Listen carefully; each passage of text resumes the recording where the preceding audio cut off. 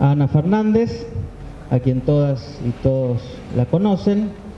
Nos honra con su presencia y bueno, les queremos recordar que esta actividad forma parte de la previa del Congreso Internacional de Análisis Institucional, que se va a desarrollar en nuestra ciudad 6, 7 y 8 de junio. 6, 7 y 8 no es casual. Congreso Internacional de Análisis Institucional, un acto político. Así que bueno, esperamos que participen del Congreso masivamente, como lo están haciendo de esta conferencia abierta. Capitalismo, patriarcado, Estado, tema muy sencillo. Bueno, que Ana lo va a abordar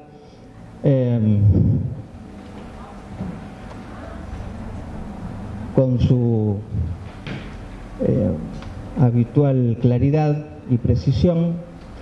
Y bueno, una conferencia abierta, pero que la vamos a plantear también y a la vez como conversatorio, así que enseguida vamos a empezar a intercambiar entre todos. Así que bueno, esperemos disfrutar de esta conferencia, conversatorio y ratificar que nuestra casa queda muy halagada y honrada con la presencia y las palabras de Ana.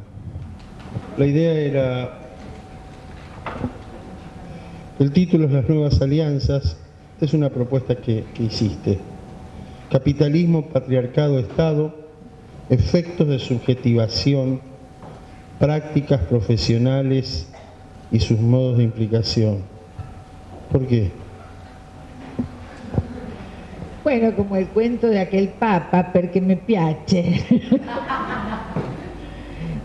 No, bueno, sí, perché me piace, sí, y además, por otras dos razones, se me ocurre decir ahora, porque es uno de los temas de más urgencia para el colectivo feminista, creo, porque es un gran desafío.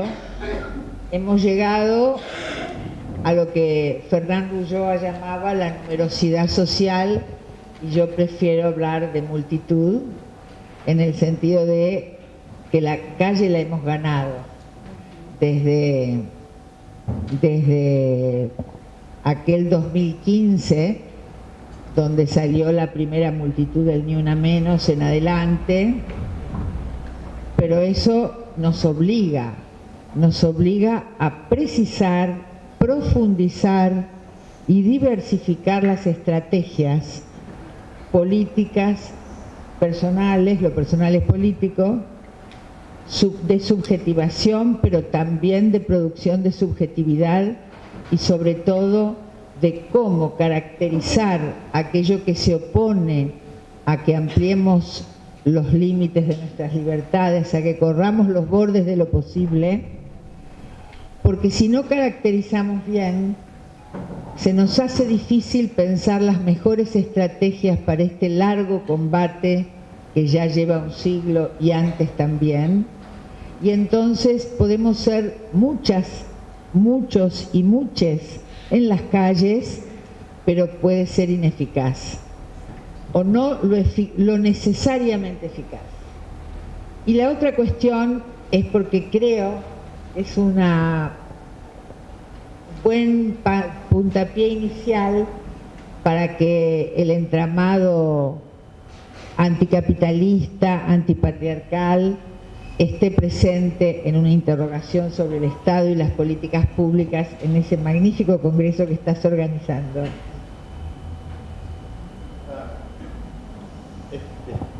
Hoy parece ser que Anita me acaban de contar que dijo que yo no soy feminista. No sé cuán feminista era.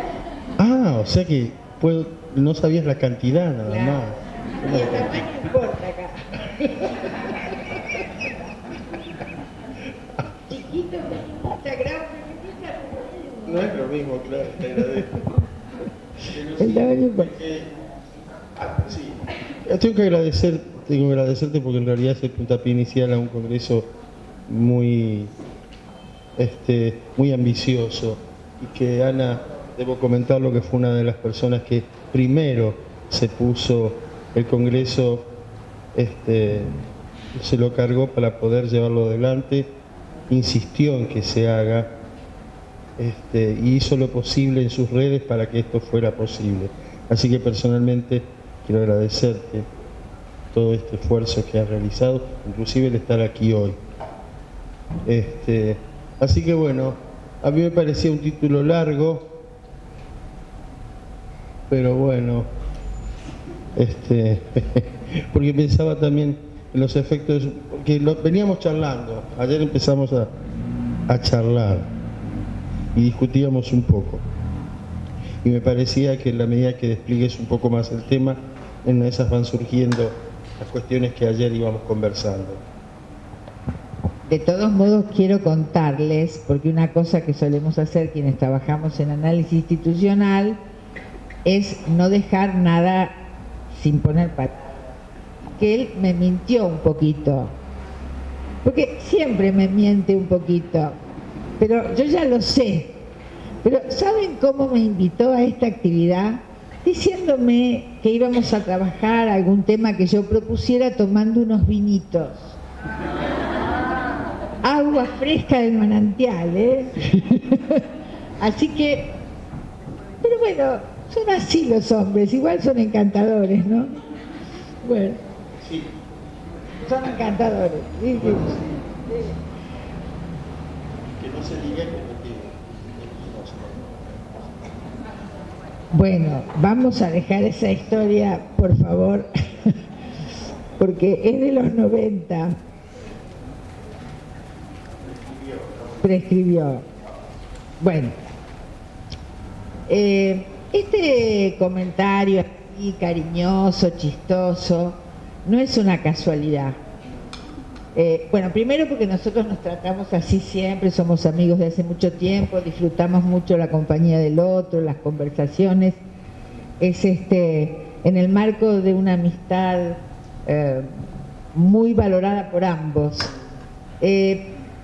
No lo haría con alguien desconocido, pero también porque me parece que es tanta la tarea que hay por delante para pensar y para pensar conceptos y también para pensar prácticas políticas equivocándonos lo menos posible, que una primera acción me parece que tiene que ser para pensar inventando, porque de eso se trata, hay que salir de la solemnidad, hay que mantener el rigor conceptual, pero también en el marco de la ternura intelectual. Entonces le reclamo del vinito, ya después más tarde les voy a contar la historia de los 90, pero bueno, ahora todavía no, Vamos al tema. No, por suerte me mentiste porque viste el calor que hace, si encima tomamos alcohol. ¿Vos crees? Bueno, ¿por qué hablo yo? Bueno, no es que yo lo haya inventado todo, pero ¿por qué pongo el énfasis en el tema de una alianza entre capitalismo, Estado y patriarcado, y que en este momento mundial se está reformulando esa alianza? Cuando Deleuze hablaba del paso de las sociedades disciplinarias a las sociedades de control, también estaba puntuando una transformación de los regímenes de gobernabilidad, de los grupos hegemónicos, de los modos de la sociabilidad, del lazo social, de los modos de pensar, de los modos de hacer el cuerpo de cada quien. Entonces, me parece que este es un momento particular porque si bien responde lo que hoy se llama neoliberalismo, responde a la maquinaria tradicional del capitalismo, porque no hay un capitalismo bueno o uno que era más amable y este que es más intransigente. El capitalismo no tiene ningún humanismo, es una máquina que tiene una lógica interna por la cual la menor inversión y la mayor ganancia, y no caiga quien caiga, ¿no? Entonces, pero el capitalismo es mucho más que un modo de producción económica, que una política económica. en realidad es hoy un modo de vivir. Y este modo de vivir no es el mismo neoliberalismo que conocimos en la época de Thatcher, para nosotros Menem. Va cambiando sus estrategias y me parece que es muy importante ver cómo cambia sus estrategias, pero la alianza que dio origen a las democracias representativas con la Revolución Francesa, la Revolución Norteamericana, es una alianza que ya ahí estaba entre capitalismo, patriarcado y Estado, y que va cambiando las modalidades a medida que las realidades mundiales se van modificando. Este mundo neoliberal, este modo de hacer mundo, este modo de hacer modos de vivir, no solo de cómo se reproduce el capital, hoy no es que hay gobiernos insensibles o torpes. Acá no hay ni errores ni excesos, aunque después vamos a diferenciar el dispositivo del terrorismo de Estado de la dictadura con el dispositivo de la crueldad de Estado, que voy a llamar así, a esta etapa neoliberal. Esta crueldad de Estado, ¿por qué le digo crueldad de Estado?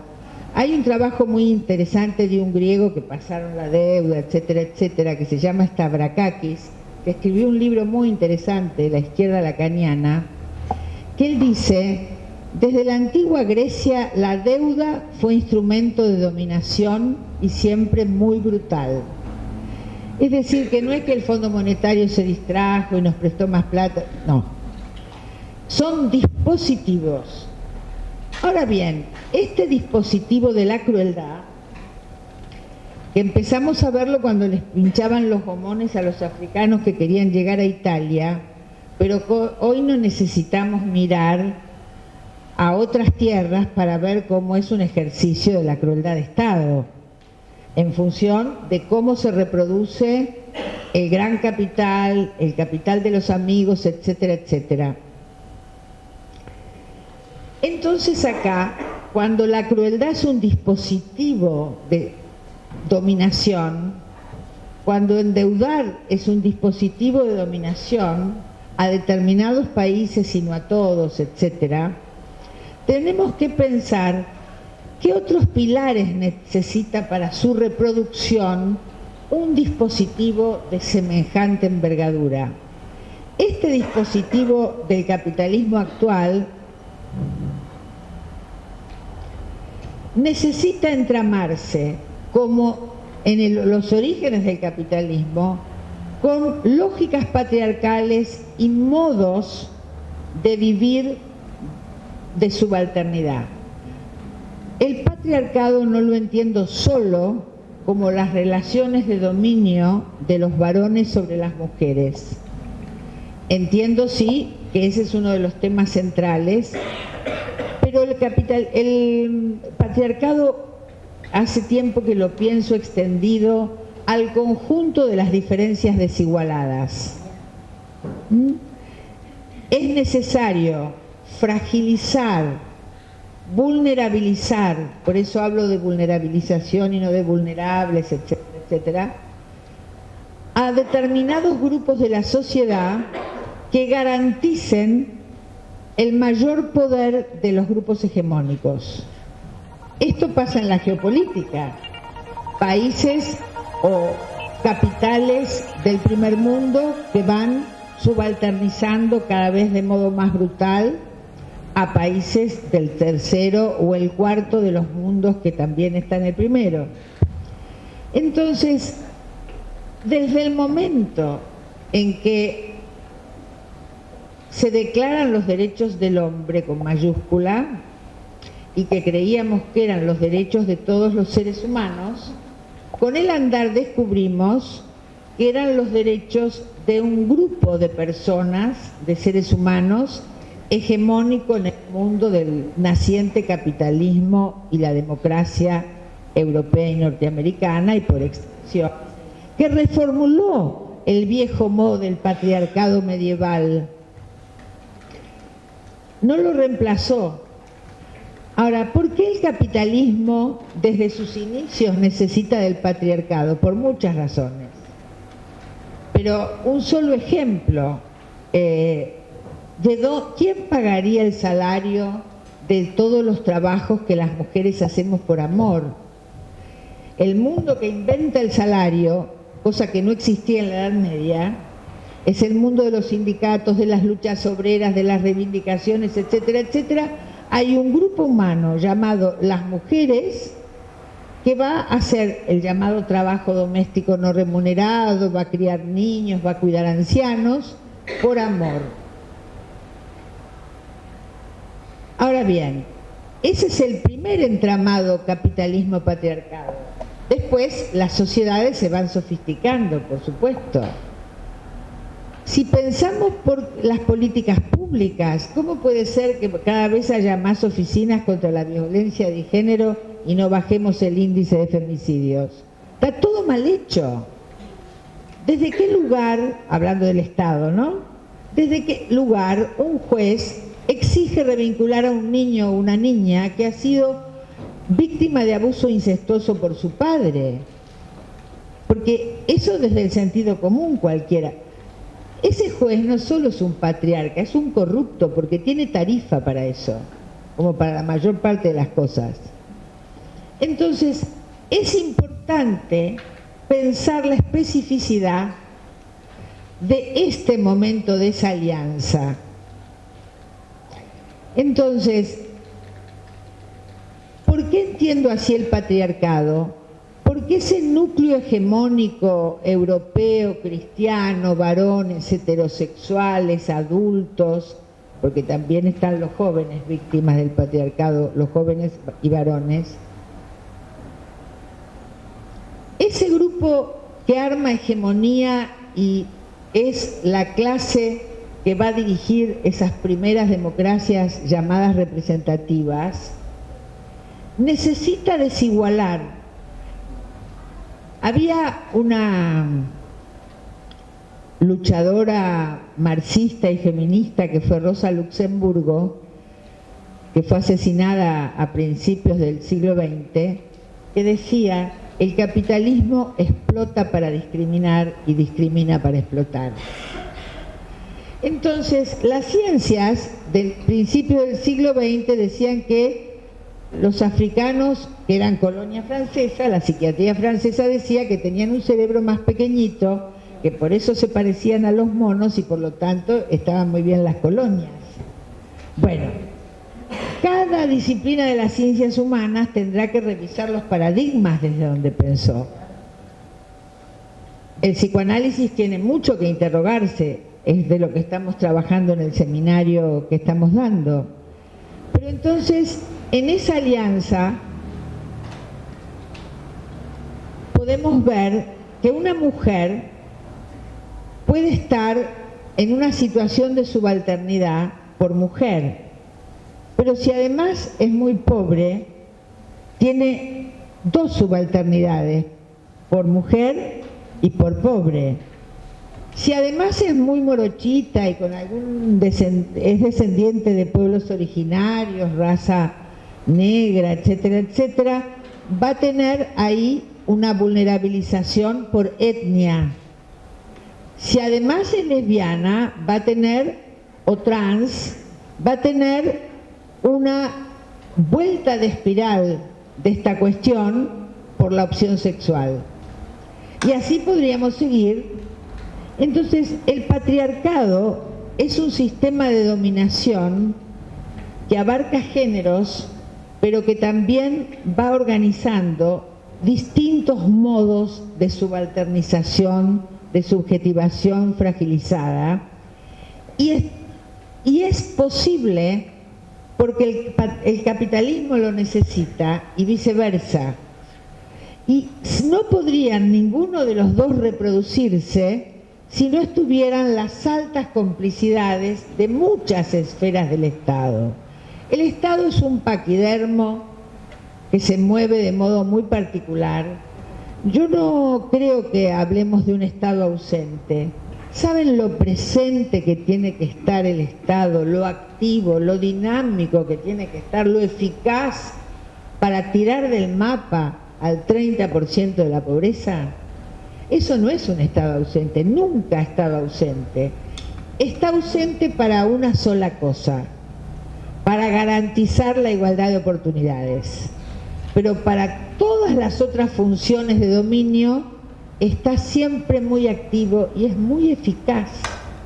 Nosotros tenemos que agudizar el ingenio, porque la trampa es siempre eficaz.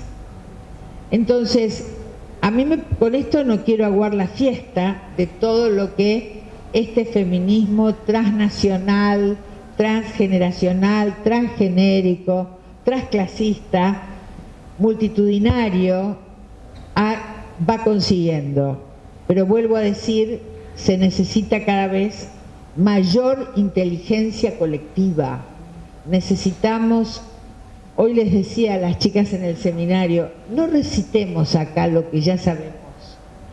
Abramos pregunta a ese saber ya construido sobre la subalternidad, porque si no, vamos a quedar estancadas en una especie de catecismo de género, ¿no? Que tenemos una serie de cosas que son verdad, pero nos quedamos ahí.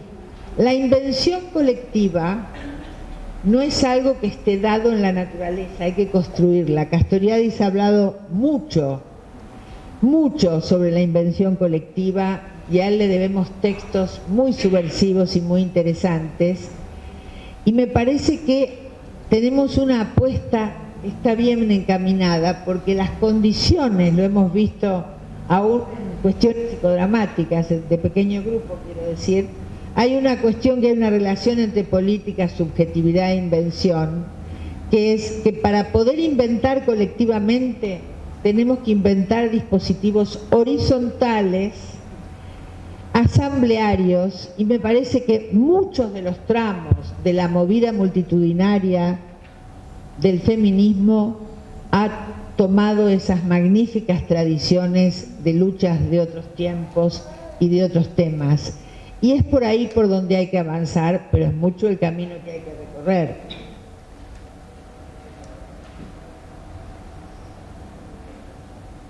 Hay un modo que tenemos que pensar cómo son nuestras situaciones subjetivas, no solo las materiales, por las cuales está la vida en riesgo. Todo el tiempo está la vida en riesgo. La vida de todos nosotros y nosotras y nosotres está en riesgo. No es el riesgo de la dictadura, es otro riesgo. Son otros modos del riesgo. Tengo trabajo, pero lo puedo perder en cualquier momento. No sé, hasta que la nena no llegue, no me voy a poder dormir porque no sé qué le puede pasar ahí. Todo es riesgo. Esa sensación de vivir en riesgo nos produce un sinnúmero de síntomas. Estoy en riesgo en un trabajo precarizado, estoy en riesgo cuando el propio Estado me contrata en negro para un sistema de salud. Y viene el burnout de les profesionales. Y ese burnout no es una casualidad, no es que no me di cuenta de descansar lo suficiente, no es mi responsabilidad personal, es que calculen lo que es estar en un teléfono que atiende emergencias de violencia. Nosotros hicimos una intervención hace muchos años con mujeres en lo que entonces era la Municipalidad de Buenos Aires, que estaban al teléfono, pero de niños. Se había habilitado un teléfono para que niños y niñas pudieran llamar en situaciones donde son violentados. ¿Sabes lo que es atender a una criatura que aparece el padre o la madre y corta y no tenés cómo ubicarla porque no alcanzó a decir, y sabés que lo pueden estar moliendo a golpes o en medio de un abuso incestuoso? Bueno, pero estaban contratadas como empleadas administrativas porque era la única partida, pero entonces les obligaban a hacer 8 horas. Vos no podés poner al teléfono 8 horas, porque no hay alma que resista ni cuerpo que lo aguante. Bueno, estas son las tonterías burocráticas que hace el Estado, pero siempre se equivoca a favor de la dominación. nunca se equivoca, por eso no son errores, nunca se equivoca a favor de los más desposeídos. Entonces me parece que es por ahí donde tenemos que pensar cómo es nuestra implicación, volviendo al tema del Congreso de junio, cómo afecta a nuestros roles profesionales, cómo nos afecta como personas, cómo avanzamos en la interrogación colectiva de nuestras implicaciones en momentos de crueldad de Estado. No es chiste estar en medio de la crueldad del Estado. Esto no se resuelve un poco mejor, un poco peor, según cómo salgan las elecciones. Por supuesto que hay escenarios que son los peores. Dejo a criterio de cada quien cuáles serán. Pero aún con un gobierno de mejores intenciones, esto tiene que pensarse en términos de cómo colectivamente encontramos opciones. Esta es una alianza histórica, entonces volviendo, pero que hoy toma nuevas formas. Y entre más rápido caractericemos lo que está aconteciendo en esa alianza, más inteligentes serán las acciones para cambiar las cosas que emprendamos, ¿no? Esto sería la idea del título. Dos cosas. Uno, sentía que tenía que tener cuidado de lo que iba a decir, por ejemplo. No sé por qué. Sí, sí. Pero...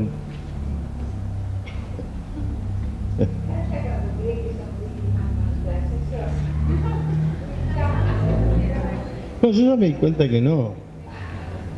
Que hay un dispositivo que opera sin necesidad de que haya alguien. Entonces, en realidad, sí, es efectivo. Hay algo que está instalado, entonces opera y produce este cuidado. Mirá, ojo. ¿No? Esto es por un lado. Pero no me siento en este caso víctima de más que de una escena novedosa, que tampoco es tan novedosa porque la hemos vivido en otros momentos. La dictadura hacía esto, cuidado, también. Pero más allá de esto, quería volver sobre los efectos en el sostenimiento de la práctica, de qué se trata hoy en relación a estas escenas y a este modo del capitalismo y a estos dispositivos de fragilización que además atraviesa a todos, ¿no? Entonces, ¿cómo está afectando los cuerpos del profesional o qué tipo de práctica está efectuando? Bueno, hay una precarización también del mundo de las profesiones. La profesión liberal, ¿no? La profesión liberal está en crisis, sean odontólogos, médicos, psicólogos, porque van también, porque el mercado va tomando, y la mercantilización va tomando cada vez más áreas, no solo la económica. Por eso es que Labat y Dardot dicen el neoliberalismo es una forma de vida. Entonces, antes, hace 40, 50 años, un médico que le iba bien era un señor prestigioso, después empezaron a aparecer médicas, o un abogado tenía su buffet, todo ese ejercicio liberal de la profesión fue como sucumbiendo ante las corporaciones, las prepagas, por ejemplo, en nuestras profesiones. Eso va, por supuesto, creando condiciones de vulnerabilidad. Ahora, en esas condiciones de vulnerabilidad, bueno, el mundo universitario es un mundo precario desde hace mucho, ¿no? En esa precariedad de la universidad pública, que igual la defenderemos siempre, pero es de una enorme precarización. Entonces me parece que yo creo, a ver, lo que voy a decir puede sonar un poquito sectario. Yo creo que lo pasan peor los que no militan. están más vulnerables. A la gente que ha tomado este momento como un momento de acción, es probable que tenga más riesgo de perder el empleo, pero quienes han participado de esas experiencias multitudinarias donde bailan, cantan y los pañuelos verdes llenan avenidas enteras, la experiencia de la multitud, como me gusta llamarlo, potencia de un modo muy particular en la acción de los cuerpos entre otros cuerpos, en el modo de transformar las consignas, los cantos. Hay algo ahí de una enorme potencia. Y cuántos de esa muchachada, mujeres, varones, otros que están participando allí, me parece que ahí no hay vulnerabilización, o hay un modo de combatir la vulnerabilización con la potencia colectiva. Esto no es frase, ¿no? Hay algo que está allí que permite no solo la alegría de ese momento y volver cantando a casa, sino que es bueno que allí se creen lazos para continuar pensando, accionando. Cuando la invención colectiva se despliega, es difícil pararla. ¿Vieron esas chicas de un colegio secundario, no me acuerdo de dónde, que como el Estado no aplica el programa de educación sexual, inventaron con una profesora el manual? Ahora lo piden de todos los lugares de América Latina. Inventaron, no se quedaron esperando que el Estado diera. O, bueno, tantas otras experiencias. Eso potencia, pero no las potencia solo a ellas y ellos que participaron con su profesora, sino que vos lees, y tal vez sea una de las pocas sonrisas leyendo. Bueno, yo soy de las que lee el diario en papel todas las mañanas, ¿no? Es una marca generacional, pero es la única sonrisa y expresión de ternura que te da todo el diario. Bueno, salvo que otra marca de época, que han estrenado una película de Robert Redford que la fui a ver, por supuesto, antes que ver cosas más importantes, y está bastante bien, bastante bien. Película pochoclera, ¿no? Pero bueno, no es la última, tenés que verlo. Por eso fue la idea, sí. Pero bueno, igual esta semana iré a ver la de la Calas, porque uno tiene que conservar su prestigio intelectual. Entonces digo, hay una potencia ahí que me parece que está bueno transitar. Yo creo, más de una vez, la gente joven, que cuando nos piden que hablemos de los 70, la represión y todo eso, siempre nos preguntan por el miedo. ¿Y qué hacían con el miedo? Y la verdad, yo nunca supe explicarlo bien, pero no teníamos miedo. Pero no porque éramos valientes, heroicos, nada de eso. Porque en el accionar, el miedo no tiene lugar. Entonces, me parece que semejante fragilización con el índice de la pobreza que salió ayer o hoy, no me acuerdo, se combate en el entre muchos, en el entre algunos, en el entre algunas, con otros y otras. Porque, y digo otros y otras, porque este paquete enredado de relaciones de poder en el entramado del capitalismo con el patriarcado no somete solo a las mujeres. Una lucha que pensara que el patriarcado se va a caer solo con las mujeres en acción está muy equivocada y está condenada al fracaso.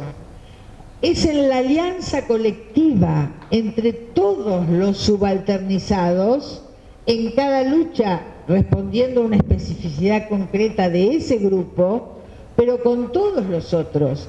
Las grandes leyes que ampliaron derechos en este país fue en transversa de mujeres de todos los partidos políticos, pero el movimiento gay apoyando, las transvestis, cuando hay un travesticidio salimos todos todas, a combatir y a denunciar eso, es en una enorme unidad de grupos desigualados, como pienso la acción. Al mismo tiempo que, bueno, el 8M se conmemora el Día de la Mujer. Está bueno que vayan las mujeres en primera fila. Les voy a contar una anécdota de un papelón que tuve maravilloso. No el de este año, el año pasado, 8M, yo iba ahí en una de las segundas o terceras filas de la campaña por el aborto, pañuelito verde, todo. Porque en primera fila estaban las activas militantes, ¿no? Y así debía ser.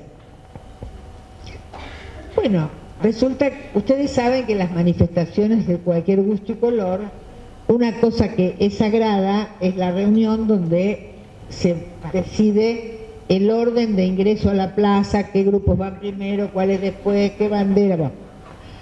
Y eso, la campaña por el aborto entraba tercera, perfecto. Estábamos por entrar a la plaza y Barrios de Pie o alguna organización de organizaciones sociales se mete ahí.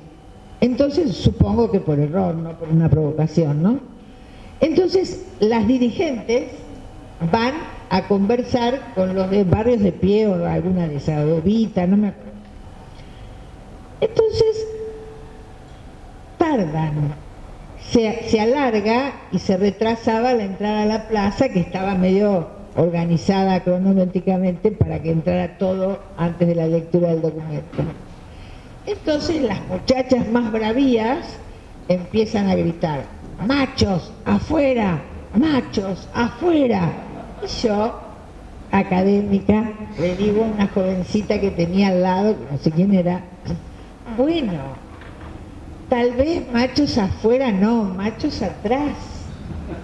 Y la piba me mira con lástima, pero pedagógica, y me dice: machos afuera, varones atrás. Tendría 16. Yo, ¿saben qué hice? Lo primero que hice fue mirar a ver si había algún conocido. Que me moría de vergüenza. Ella recién llega, no sé, 50 años que estoy en el tema. Una etapa maravillosa. La amé. Porque miren la profundidad. Machos afuera, varones atrás, ¿no? Y la piba lo tenía clarito. Entonces, eso también es muy estimulante, que no es, bueno, nosotras estamos a disposición, todos los seminarios que quieran vamos a dar, estamos. Pero ellas también nos enseñan, porque hay cosas que la pescaron mucho más rápido que nosotras. Bueno, habrá otras que nosotros trataremos también de poner la cuestión, pero es fantástico. Entonces, por eso digo, están más vulnerabilizados quienes están solos o solas. Pero esto no es una casualidad, esto también es un dispositivo del capitalismo. ¿Por qué? Porque ¿por qué aislar a las personas unas de otras, que es todo un dispositivo biopolítico? Porque entre más aislado o aislada estás, o aislade, yo tengo que aprender eso del inclusivo, me cuesta, pero me esfuerzo. Entre más aislado, más abrumado te sentís. Lo primero que hace la dictadura cuando viene es el estado de sitio. Bueno, sitio, te aísla y te sitúa, pero te sitia y te sitúa, ¿no? En ese aislamiento te deprimís, te abrumás, etcétera, etcétera, y cada vez estás más aislado, cada vez pensás que podés menos. Lo que es el éxito de ese dispositivo, cada vez anhelás menos. Y ahí toca un punto central, que es la relación entre política y deseo. Saben cómo quebrarte, no solo saben en la tortura, en las situaciones de dictadura, saben cómo aislarte. Entonces, el capitalismo, alguna vez escribí que era una gran fábrica de soledades. Contra la soledad, el grupo; contra el aislamiento, la multitud; Y ese es un modo de resistencia que hacemos desde el cuerpo, no solo con nuestras ideas. Si alguien tiene algún... Tengo una pregunta. Ricardo, buenas noches, muchas gracias por venir.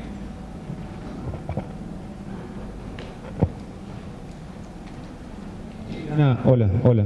Sí, yo quisiera saber qué pensás, si realmente el Estado nos sirve para estos nuevos cambios, si todavía podemos, utilizarlo para éticamente o dejarlo de lado, sea en su versión burguesa, comunista o como se plantee.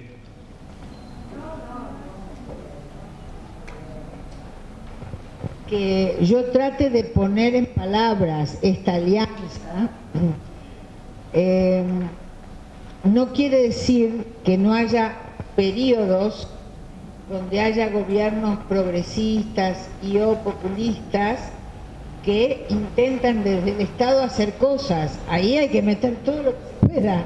Es una cuestión estratégica. Otra cosa es creer que el Estado te va a resolver alguna libertad.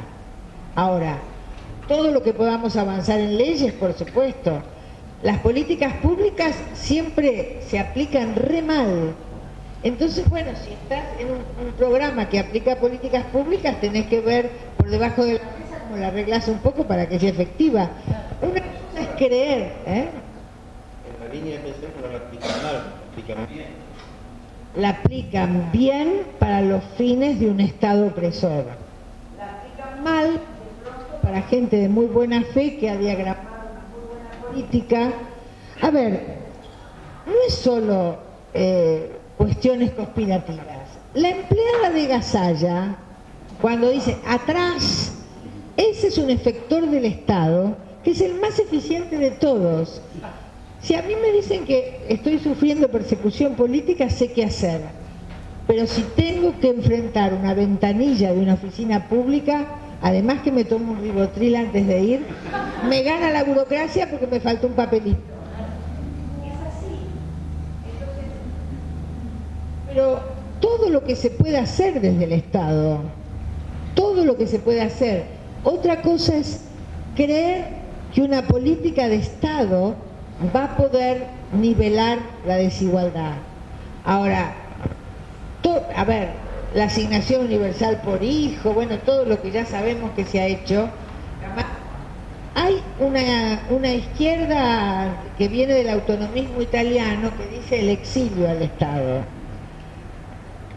Bueno, en Europa es más fácil, ¿no? Porque ocupás una linda casa abandonada, cultivás algunas verduritas, en fin, y vivís en comunidad y siempre tenés un trabajo, vas 6 meses de profesor y después tenés un año de un seguro por desempleo y entonces en la comunidad se van rotando para que haya un ingresito. Bueno, es Europa. Eso lo puedes hacer en Berlín, en el norte de Italia, ¿no? Pero acá estamos en un estado estallado. Pero para nada suponer que hay que despreciar lo que se puede hacer desde el Estado. El problema es que yo he visto la crisis de colegas a los que he supervisado cuando van imbuidos de la idea que desde el Estado podían transformar y se encuentran con una realidad durísima que te parece que no puedes transformar nada o termina ese gobierno y lo cargan al diablo.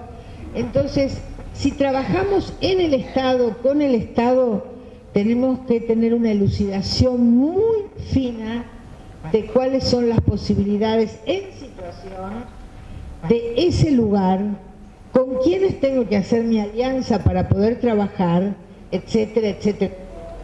Pero nunca despreciar un resquicio de lo que en el Estado se puede hacer. Pichon Rivière decía que en las instituciones uno se mete por los intersticios, pero recordemos que son instituciones estalladas, inventadas para la subalternidad.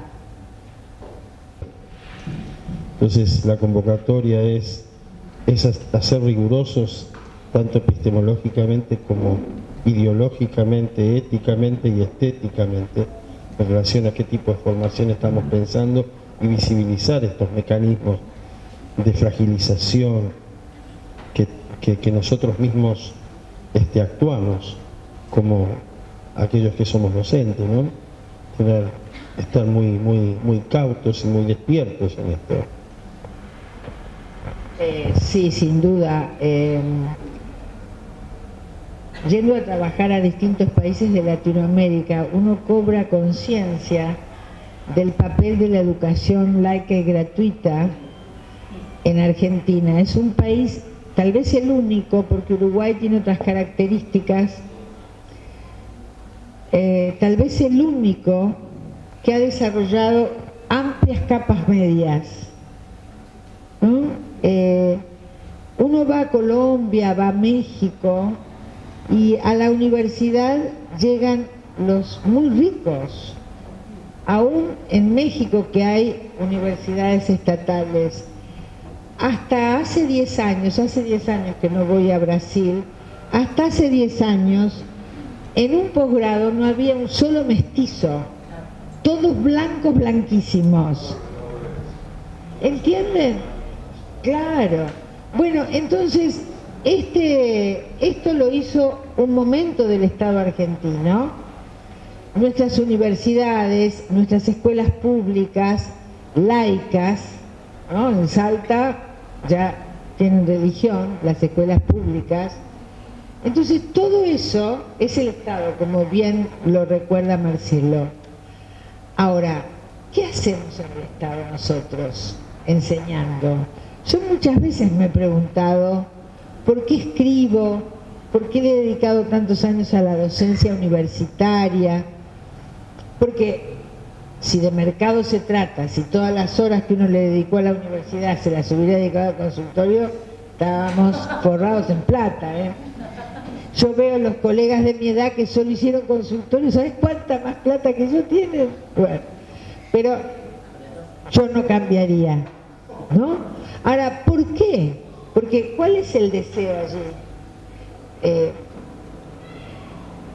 Yo no sé si lo que voy a decir es cierto. Lo que sé es que yo me lo creo. Es una de las pocas cosas, porque uno tiene que armarse un relato de por qué.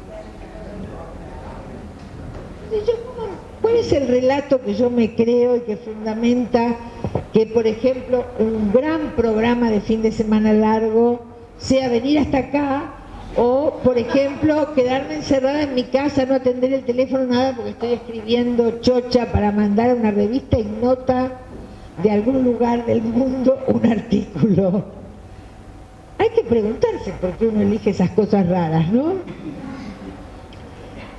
Yo creo que en mi caso, desde muy jovencita, creo que desde la militancia estudiantil, se habló, años, yo entré a la universidad en el año, sí, ¿por qué no?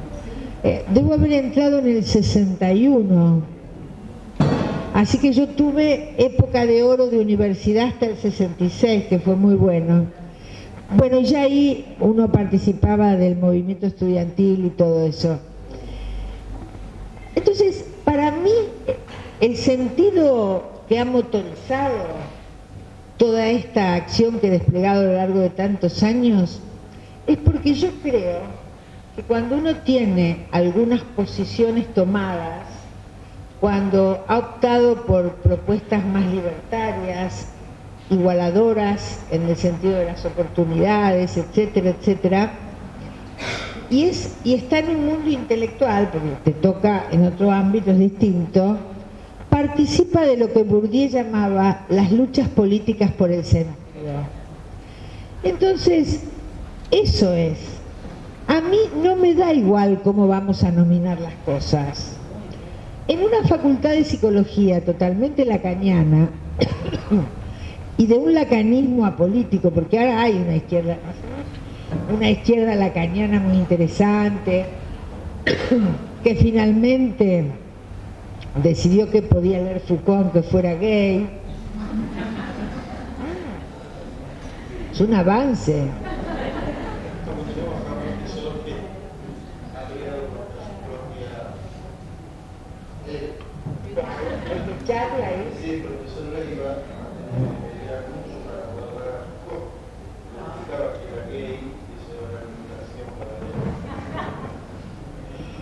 Bueno, a ver, en la Facultad de Filosofía y Letras de la UBA, recién ahora empieza a haber seminarios sobre Foucault o Deleuze.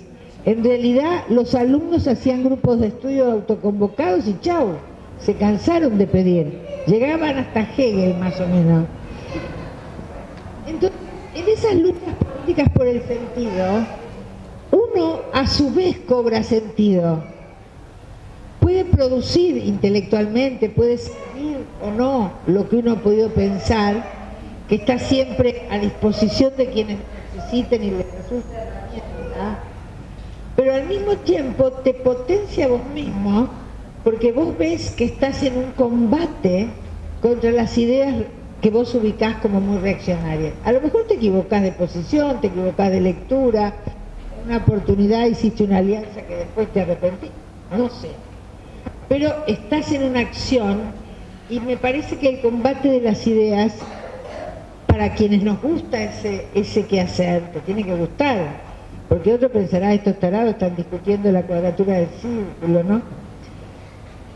A mí me ha dado como una energía que, bueno, que justifica que uno vaya a un lugar del interior, a un lugar del exterior perdidísimo, y te entusiasma lo que vas a hacer ahí, y bueno, y eso cobra sentido por el modo en que lo posicionás, que lo situás. Entonces, situar acciones también es un modo de resistir el sitio en lo que te ponen el capitalismo, el patriarcado, el Estado, ¿no? Y al mismo tiempo también tener la mayor coherencia posible con tus propias formas de vivir.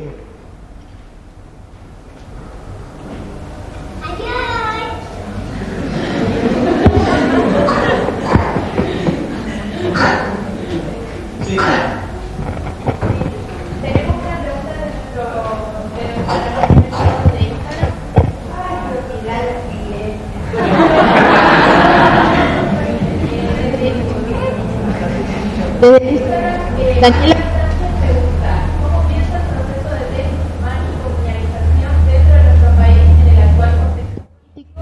¿Y qué acciones situar en el sentido?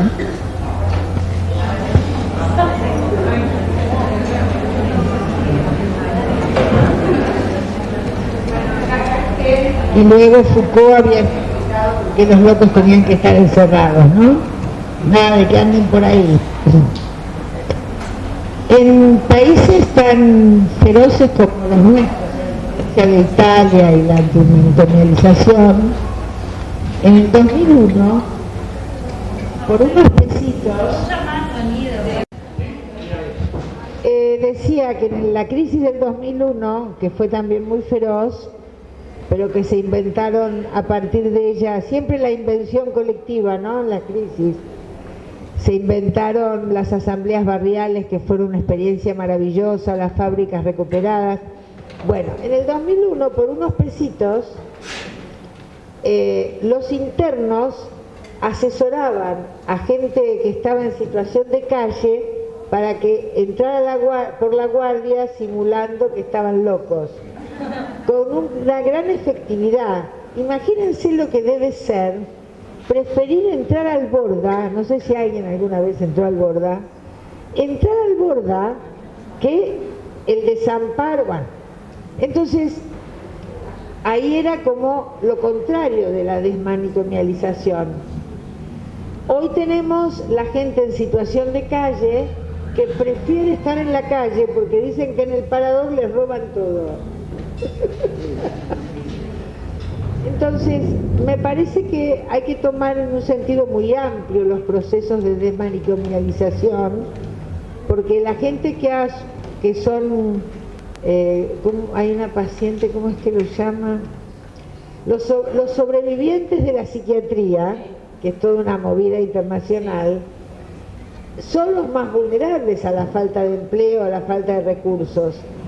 Pero, por supuesto, hay otros métodos, ¿no? Las redes de ayuda mutua, me parece que hay modos de resistir, pero también es cierto que hay una movida en el actual gobierno que es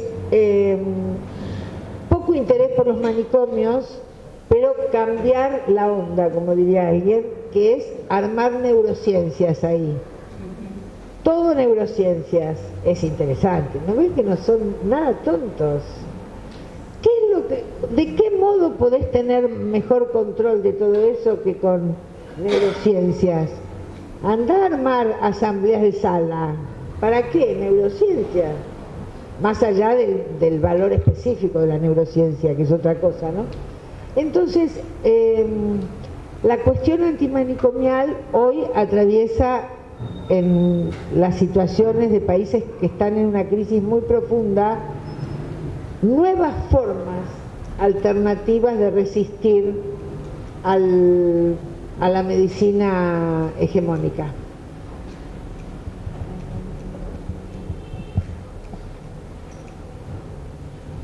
Un ejemplo muy interesante de alternativas por fuera de la medicina hegemónica es todo el sistema de las socorristas, Socorro Rosa, que son mujeres que arman espacios de acompañamiento para mujeres dispuestas a abortar con misoprostol, ¿no? Yo las conocí en su inicio en Neuquén, una maravilla, un grupo fantástico, y hoy hay socorristas por todo el país. Ahí también donde el Estado obstaculiza, es la fuerza del demos, como dirían los griegos. Muy interesante, como son formas de resistencia a esto que hoy llamamos posdemocracia. ¿Qué es la posdemocracia? La democracia sin pueblo, donde la gente, nosotros decimos esto no es una dictadura porque votamos, pero es lo único que hacemos, ¿no? Somos los convidados de piedra de este sistema. Bueno, algunos autores como Rancière le llaman sistemas postdemocráticos.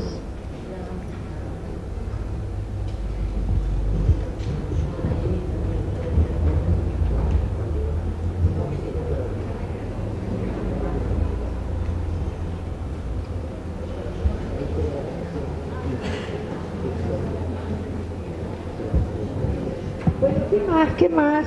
Vamos.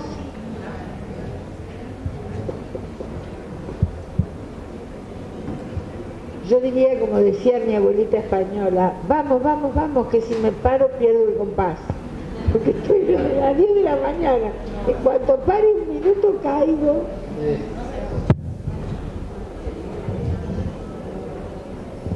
Richard, ¿vos querés preguntar algo?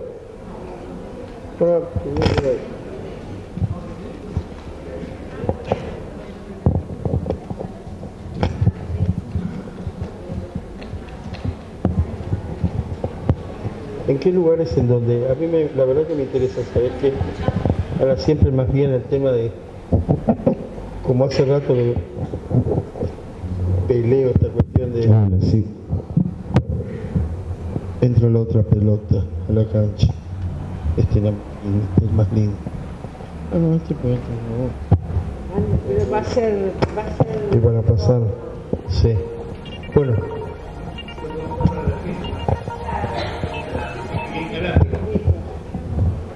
Pensaba en realidad con nuestro trabajo profesional cuando no nos ocupamos de la psicopatología. Porque este análisis que estás haciendo pareciera que tiene un campo y después hay otro donde se desarrolla una práctica profesional de consultorio. Sí, bueno. Hola, ¿qué tal? ¿Cómo estás? Me gusta. ¿Puedo jugar un poquito? No, porque vengo diciendo que el psicoanálisis originalmente siempre digo que es una teoría del sujeto y no una teoría de la psicopatología, y así como tantas otras son teorías, por ejemplo, los sistemas de la conducta, pero pareciera que el único lugar en donde se desarrolla nuestra práctica está ligado a las patologías o a lo psicopatológico, y en realidad cuando este análisis vos lo haces no tiene que ver con las patologías, sino efectivamente a partir de qué tipo de producción de sujeto se genera, en realidad efectos del capitalismo. Yo decía el capitalismo, este planteo tan deleuziano de que es diagramático, y por lo como diagramático no tiene límites y se puede montar sobre el tema, sobre los temas actuales, o sea, cada tema lo captura el capitalismo sin ningún tipo de inconveniente, sobre todo porque está bien alejado de la moral, o sea, esa moral es como el inconsciente casi. Y entonces, claro, entonces cuando pensamos esto a veces, este trabajo a veces que vos has hecho en la fábrica recuperada, en estos lugares donde hay un devenir de un cotidiano que no tiene que ver con la patología, sino con estas fragilizaciones subjetivas, con los modos de producción y qué acontece, ¿cuál es nuestra intervención ahí? ¿No? Sí. Me parece que uno trabaja en el área más específica del consultorio en un sentido amplio de trabajar con los malestares, ¿no? En algunas situaciones serán psicopatológicas, otras no, pueden ser vinculares. Yo trabajo mucho con análisis de pareja, por ejemplo. Decir que un malestar no es una patología. Claro, efectivamente. Efectivamente. Es muy interesante esas mujeres de 50, 50 y pico, que no se sabe por qué están deprimidas, y los familiares dicen, o ella misma puede decir, no sé por qué él no me hace faltar nada. Pero arma unas depresiones clínicas que necesitas una grúa. Mirá que yo remo, pero no sé, porque mis hijos están muy bien, él siempre llega puntual a la noche, hay que saber cuidar la agenda cuando andan por ahí. Entonces, claro, porque hay un malestar que ella no puede ubicar, ¿no? Entonces, y eso no tiene por qué ser una cosa patológica, pero al mismo tiempo, tanto en la investigación académica, la investigación acción, es cierto, yo he trabajado muchos temas, pero todos van al mismo molino, creo, que es la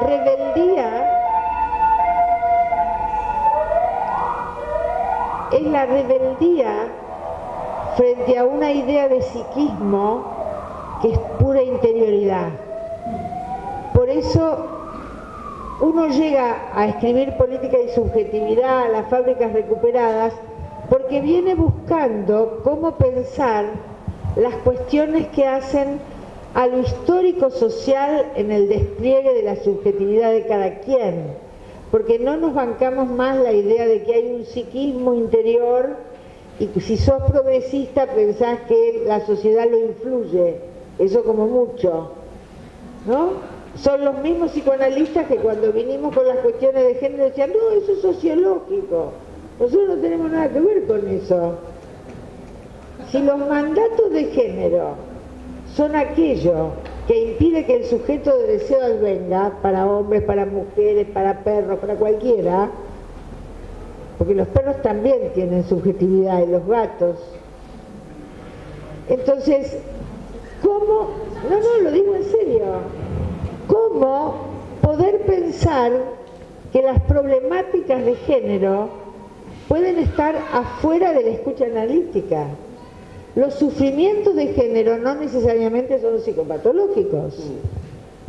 Cuando un varón no entiende por qué ella llora cada rato, y él dice, si estamos lo más bien, él ni remotamente imagina por qué llora ella.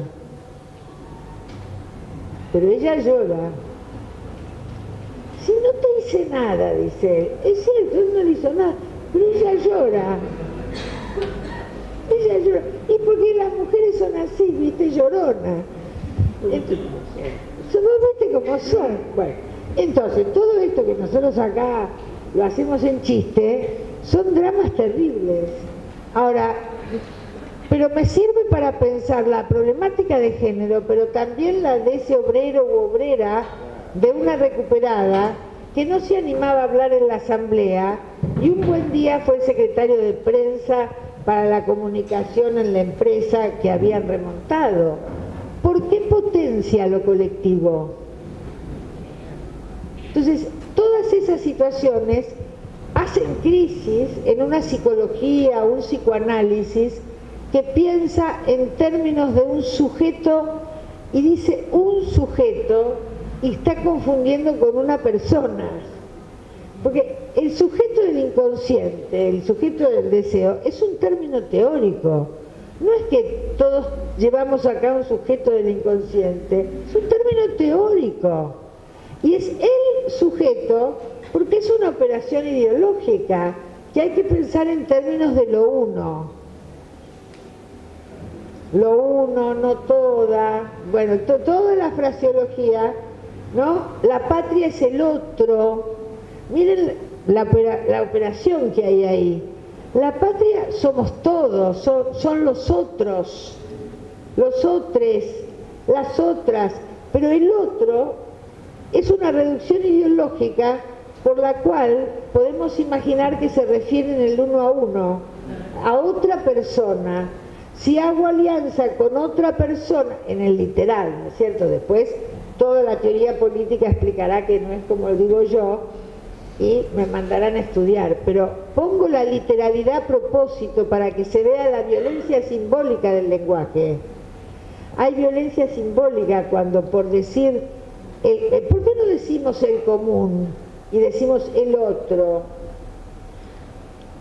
Entonces, ahí me parece que hay un eslabón en los temas de feminismo para mí, en los temas que es lo histórico-social hecho cuerpo. Sujeto es histórico-social, sujeto es cuerpo, sujeto es sujeto de deseo, pero también para que apareciera un sujeto de deseo y una teoría sobre el sujeto de deseo, o sea, la invención del psicoanálisis, antes hubo que inventar un ciudadano de libre albedrío que se preguntara qué quiero para ser feliz. Y durante muchos años esos sujetos eran varones, blancos, propietarios, etc. Y cuando las mujeres empiezan sus peleas por la igualdad de oportunidades, por ampliar la inclusión, etcétera, etcétera, nos encontramos frente a una enorme perplejidad que es ¿cómo contesto qué quiero? ¿Tengo derecho a decir lo que quiero? ¿Tengo las garantías políticas de expresarme? ¿Tengo que disimular lo que quiero porque no me animo? Entonces, todo esto que parece padecimiento individual, que escuchamos en la consulta, en el uno por uno, es un problema histórico colectivo. Nadie se plantea lo que no puede alcanzar.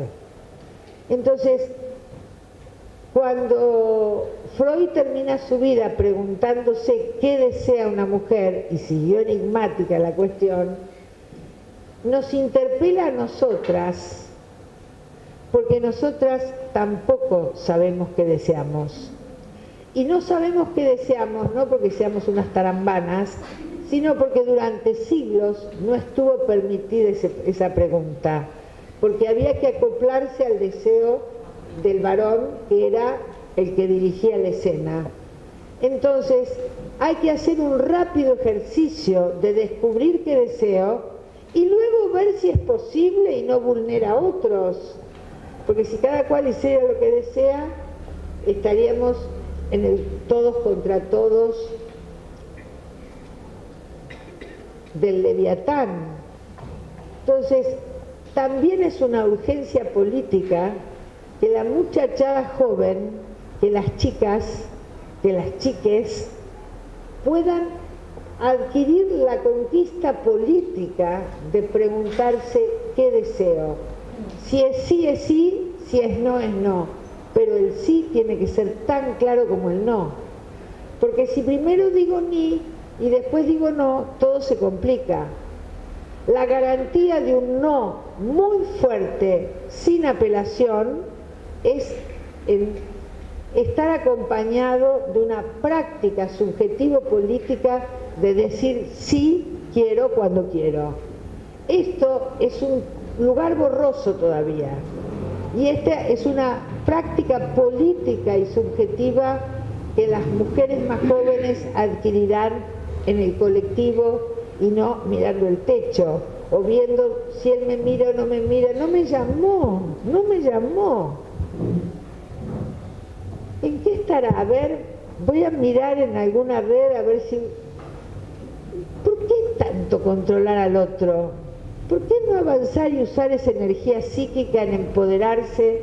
Y un modo de empoderarse no solo es hacer muchas cosas muy interesantes, sino poder permitirme saber qué quiero en cada ocasión. Esto no es un detalle, esto tendría que ser consigna política, porque de otro modo lo que vamos conquistando por un lado se nos escurre por el otro. No sé qué quiero, la indecisión. Ay, ¿qué tengo que hacer? Me ofrecieron un trabajo, pero me tendría que ir, no sé, a Uruguay. ¿Y él qué va a hacer? Bueno, no. Hay que conquistar la claridad con una misma. Y eso, cuando no lo tenemos dado, por las razones históricas que quieran poner, se construye con otras. Y ahí es muy importante cuando los colectivos se interpelan, no cuando recitan nuevos catecismos de femineidad, sino cuando pueden interpelarse y no en la excusa de ser víctimas, no pensarse en relación a las responsabilidades que las relaciones con otros conllevan siempre. Porque un modo de la subalternidad ha sido hacerme la distraída cuando metí la pata, y de ese modo me revictimizo. Entonces hay una relación con el otro, una relación con el común, una relación con el colectivo, una relación con mis afectos cercanos y mis afectos lejanos, que pasa por construir cómo elucidar qué quiero cada vez.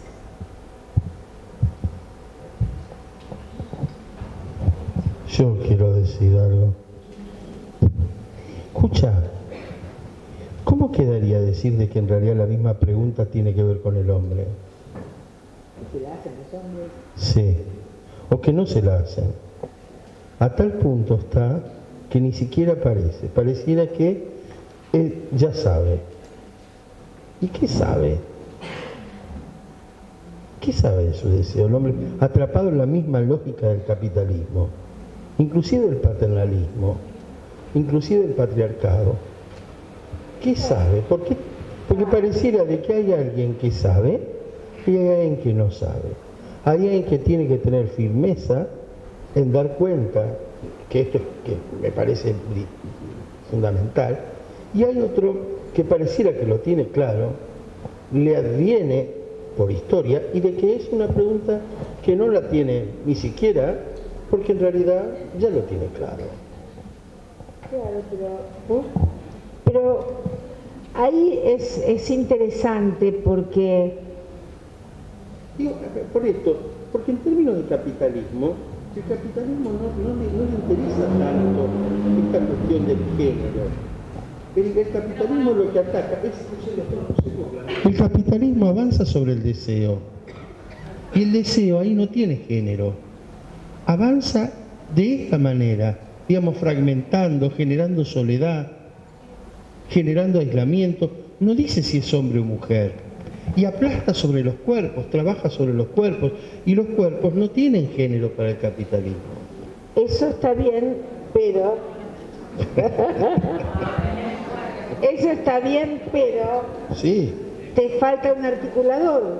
Todo lo que decís es cierto, pero se complementa con el patriarcado. Entonces, los varones en el patriarcado... Es como si el patriarcado fuera cosa de hombres o de paters. No. Ah, no es cierto. No. Está bien. Los varones en el patriarcado no tienen que preguntarse por su deseo, no ha sido necesario preguntarse por su deseo, hasta que llegó el psicoanálisis, que es otra cuestión. Pero tampoco la mujer. No, espera. Hay Si- momentos si que vos nunca pensás- pareciera que algo se viste, tal vez por un movimiento de mujer. No. Pero no, Porque- también se tiene que preguntar por su deseo. Pero nadie discute eso. Lo que estoy diciendo es otra cosa. Digo que en las relaciones de poder, Sí. en la lógica patriarcal, los varones han confundido históricamente la pregunta por el deseo. Porque, A ver. no, claro, No. porque A ver. por eso es que se sienten amenazados cuando las mujeres se van empoderando, porque creen que son una amenaza. Esa es una interpretación, ¿no? Sí, Ah. sí. Pero a lo que quiero ir No, es está bien. ¿por Si es qué una no está interpretación, la está pregunta bien. por el deseo ahí? O sea que no es verdad, es una interpretación. Bueno, verdades, Por eso. Digo. todos son interpretaciones de interpretaciones de interpretaciones. No, sí, está bien. Bueno, ¿me dejás llegar a lo que quiero Sí. decir? Espera, que Arturo quiere quiero, preguntar. quiero terminar la idea. Sí. La pregunta por el deseo que inaugura el psicoanálisis en determinado momento histórico y no en otro, organiza un modo de distribución de los deseos. Pero cuando un varón confunde las conquistas sucesivas o simultáneas, cuando dice ella es la mujer de mi vida, pero además levanta todo lo que encuentra alrededor, justamente está evitando encontrarse con su deseo. Porque esas son maniobras donde se va armando una situación defendida. Porque imagínate la intensidad que podrían armar esos dos sin la interferencia. La interferencia le resulta necesaria para no preguntarse por su deseo. Entonces, son distintos modos de articulación de patriarcado y capitalismo. Porque hay una pregunta por el deseo que ha estado prohibida a las mujeres porque la casa tiene que estar en orden. Si vos sabés que deseas, vas a tratar de conseguirlo. Y entonces andás, ¿quién sostiene la monogamia? Entonces, para las mujeres ha estado prohibido. Para los hombres ha estado camuflado porque se les ha vendido durante siglos que dominaban el mundo. Entonces, en la práctica de dominio, se olvidan de su propio deseo, porque quedan como engolosinados en las prácticas de dominio. Ahora, ¿qué pasa? En realidad, son distintas las prisiones, pero el género aprisiona el deseo, es la pregunta. Los mandatos de género obligan a que alguien, varón, mujer o el género que elija, no tenga que preguntarse, porque no es qué deseo, sino qué debo hacer. Entonces, cuando los varones hablan de que tienen mandatos como proveer y entonces no pueden ver a los hijos, o tienen el mandato de ser el galán y levantarse todas las minas, y es un mandato, ¿vos sabés? Pobrecitos, a mí me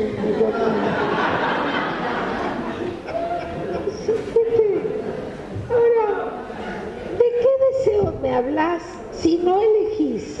Porque te levantás todo lo que se mueve. Ojalá. No, vos no, mi querido, vos no. Pero digo, no hay elección. Porque todo lo que venga disponible, ahí estamos. Bueno, digo.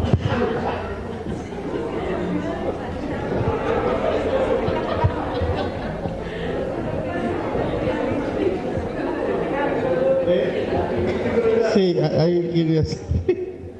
Preguntas. Vamos, ¿hay alguna pregunta? Hay una problematización actual respecto de las emergencias, algunas emergencias en el feminismo, que Rita Segato también lo plantea en términos complicados, cierto revanchismo. Mucho porque está muy cerca. Muy cerca. Hay un debate en el feminismo. Al menos quería preguntarte si iba por esa vía o no, porque me parecía interesante como herramienta para pensarlo, esta crítica al revanchismo respecto del hombre, del castigo del hombre muchas veces, el escrache, esta crítica que lee, y digo, si no sería interesante pensarlo como un modo de intentar saldar por otros medios lo que no se ha conquistado como deseo y firmeza, ¿no? Como si eso no se pudiera conquistar, retorna por ese lado.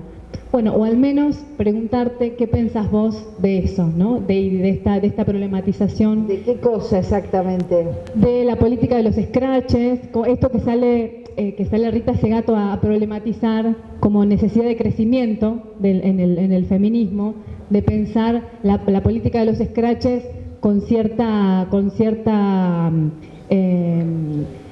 bueno, con el riesgo que eso puede claro, ir en pero contra ¿sabés qué pasa? Ahí importa el contexto, porque el scratch es un método muy amado por los que hemos militado en los derechos humanos. Y Rita recién llegó al país después de muchos años de ausencia y tal vez no conozca en qué linaje de lucha se inscriben los scratches. Me parece que ella está como recién ubicándose, no en los temas del feminismo que conoce todo, pero en la realidad argentina, en la realidad de las ciudades metrópolis, que es un poco distinto a los mundos de la antropología donde ella ha trabajado, más allá de su enorme aporte, ¿no? Entonces, hay que tener cuidado porque también el horror frente al escrache es parte de los medios de comunicación masivos. Entonces, me parece que si hacemos escrache hay que hacer honor al linaje del escrache y no escrachar de cualquier modo o cualquiera. Entonces, ¿cuándo surgen los escraches? Cuando no se podía juzgar a los militares por los genocidios.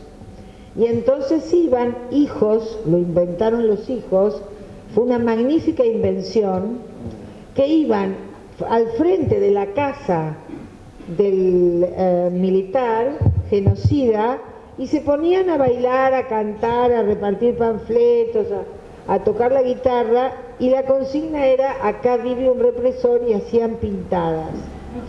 Esto ha sido una de las cosas que más ha indignado a la gente ligada a los represores. Fue de un efecto magnífico. Entonces, claro, justamente, como no podían llegar a los juzgados, quedaban frente a los vecinos. Las mujeres piqueteras del norte, en los 90, cuando el piquete todavía no tenía relato político, era un basta y una puteada, que hacían la comida a la vera del camino, también inventaron unos scratches muy positivos que superaron a las políticas de violencia de género ampliamente, porque ¿qué hacían? Cocinando en la olla popular, una contaba que el marido la golpeaba, la otra a mí también, la otra a mí también, y era un problema porque no se podía denunciar a los dirigentes de la organización. Entonces, ellas que decidieron, cuando una era golpeada por el compañero, iban todas con cacerolas y empezaban a gritar que era un golpeador, y salí, lenguaje terrible, salí si sos macho, que acá te vamos a agarrar, no sé, y lo empujaban, lo golpeaban un poquito. La humillación era terrible para ese compañero. La última vez que estuve con ellas, ya llevaban casi más de 2 años sin reincidencia del golpeador, cosa que ninguna política pública ha logrado. Entonces, eso es un escrache maravilloso. Yo no tengo nada contra el escrache, pero muy por el contrario. me parece un resorte de la dignidad popular. Ahora, hay que ver cómo lo usamos, porque si hay delito, tenemos la posibilidad de denunciar un delito. Escrachemos a los violadores, escrachemos a los abusadores de niños, a los pedófilos, digo, hay que escrachar cuando la justicia no actúa, pero tiene que haber una relación entre el acto político del escrache y la gravedad de los hechos que se van a denunciar. Y además, el escrache no debe reemplazar la denuncia en la justicia, porque son dos vías que se pueden complementar si la causa es suficientemente seria. Por otro lado, como oportunismo hay por todos lados, ojo con que por criticar el escrache estemos invalidando un método histórico que muchos de nosotros atesoramos. Ojo, porque tenemos que ver cuáles son los corsi y riscorsi de las argumentaciones. Al mismo tiempo, me parece que las políticas del deseo, que sería algo de lo que hemos estado hablando, apuntan a que en la medida en que alguien, una mujer, una joven, esté muy segura de lo que quiere y lo que no quiere, va a crear condiciones de mucha claridad. Entonces solo quedará la actitud delictiva del asalto a mansalva, que es delito. Pero ¿cuántas veces yo escucho en la consulta que ella dice, por un tema grave o por un tema menor, y no me animé a decirle que no, aunque no sea nada de abuso, ¿no? Él quería ir a tal lado y yo no me animé a decirle que no. ¿Por qué no te animás a decir que no? ¿No? Y bueno, porque él se va a enojar. O una que aceptó pareja abierta porque que no estaba de acuerdo, porque si no él me va a dejar. ¿Y para qué lo querés al lado tuyo con pareja abierta si vos no estás de acuerdo? Porque si vos estás de acuerdo con pareja abierta, adelante con los faroles o con lo que tengas. Pero ¿cuál es la... ¿Qué quiere decir? Acepté porque si no él me iba a dejar. Entonces ahí hay algo que tiene que ver con esto que yo decía antes, ¿no? Pero bueno, son temas que me parece que hay que discutir con mucho cuidado de las argumentaciones, porque la derecha patriarcal está así, buscando a ver cómo nos vamos a pelear entre mujeres, Vamos a cerrar hoy, salvo que haya alguna otra pregunta más. Ya estamos en hora. Quiero decir algunas cuestiones.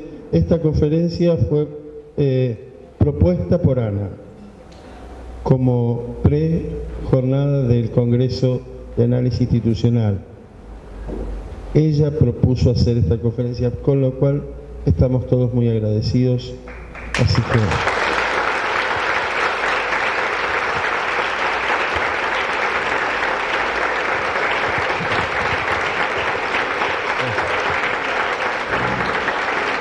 agradecemos a todos los que han llenado esta sala hoy con esta presencia. Muchas gracias. 6, 7 y 8 son las fechas. Gracias.